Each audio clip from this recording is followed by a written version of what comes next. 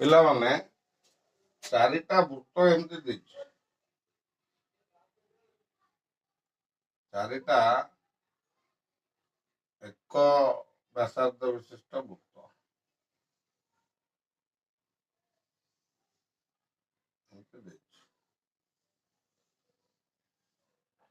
ଯୋଉମାନଙ୍କର ରାଡିୟସ୍ ହଉଛି 7 centimetre, ବ୍ୟାସାର୍ଦ୍ଧ 7 centimetre, କେନ୍ଦ୍ର କେନ୍ଦ୍ରକୁ ଯୋଗ କଲେ ତାହା ଏକ ସମବାହୁ ତ୍ରିଭୁଜ ଅଙ୍କନ କରୁଛନ୍ତି।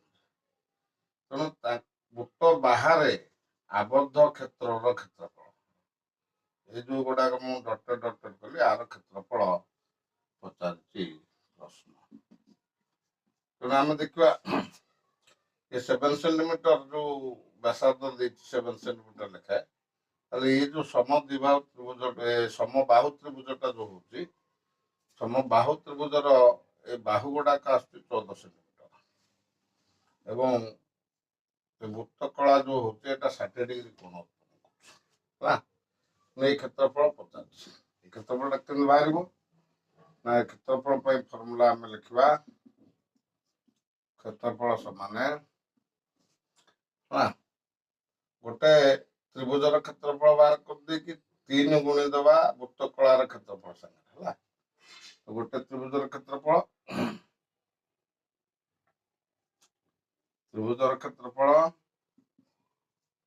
ସେଟାను 3 ଗୁଣନ ବୃତ୍ତ କଳାର କ୍ଷେତ୍ରଫଳ,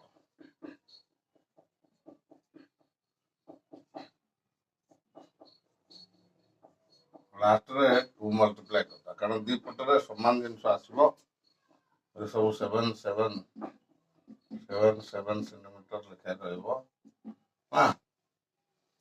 ତେଣୁ ଏ କ୍ଷେତ୍ରଫଳ ଆମେ କେମିତି କାଢିବା, ତ୍ରିଭୁଜର ସମବାହୁ ତ୍ରିଭୁଜର କ୍ଷେତ୍ରଫଳ √3/4 a ସ୍କୋୟାର, ବାହୁ ହେଲା 14 ସ୍କୋୟାର -3 ଗୁଣନ ବୃତ୍ତ କଳାର କ୍ଷେତ୍ରଫଳ θ/360, ଥିଟା ଜାଗାରେ ଆମେ 60 ଡିଗ୍ରୀ ନେଇଯିବା ଇଣ୍ଟୁ πr ସ୍କୋୟାର, 22 ରାଡିୟସ୍ ହେଲା 7 ସ୍କୋୟାର। ଏଇଟାକୁ ଆମେ ସଲ୍ଭ କରିଦେଲେ ପାଇଯିବା। ତେଣୁ ଏଠୁ ଗୋଟେ 7 କାଟିଯିବ, ଗୋଟେ 7 ବଢିବ, ଏଇଟା କାଟିଲେ ଏଠି 6 ରହିବ, ଏଇଟା କାଟିଲେ ଏଠି 2 ରହିବ, ଏଇଟା କାଟିଲେ ଏଠି 11 ରହିବ, 11 7 77, ସେଠି ବଢୁଛି 77, ଏଠି 4 କାଟିଲେ 14 ସ୍କୋୟାର ମାନେ କଣ, 14 ଗୁଣନ 14, 4 କାଟିଲେ ଗୋଟେ